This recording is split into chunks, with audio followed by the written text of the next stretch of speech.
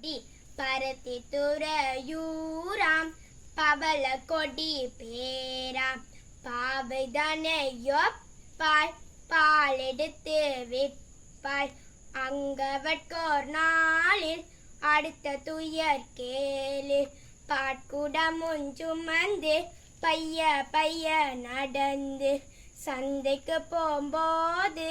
தான் நினைப்பாள் மாது பாலை இன்று விற்பேன் காசை பையில் வைப்பேன் முருகரப்பா வீட்டில் முட்டை விற்பாள் பாட்டி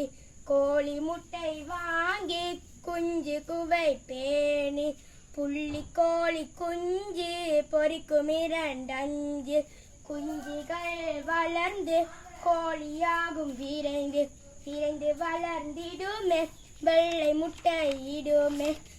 முட்டை விட்ட காசை முழுவதும் எடுத்தாசை பண்ண சேலை சட்டை மாதுளம்பூ தொப்பி வாசனை செருப்பு வாங்குவேன் விருப்பு வெள்ளப்பட்டுடுத்து மினுக்கு தொப்பி தொடுத்து கை 2 வீசி கதைகள் பல பேசி சுந்தரி போல் நானே சந்தைக்கு போவேன் அரிய மலர் பார்ப்பாள் அம்புஜமும் பார்ப்பாள் பூமணியும் பார்ப்பாள் பொற்கொடியும் பார்ப்பாள் சரிகை சேலை பாரில் தாவணியை பாரில் வண்ண சட்டை பாரில் வடிவழகு பாரில் பாரும் பாரும் என்று பவள கொடி நின்று சட்டு தலை நிமிர்ந்தார்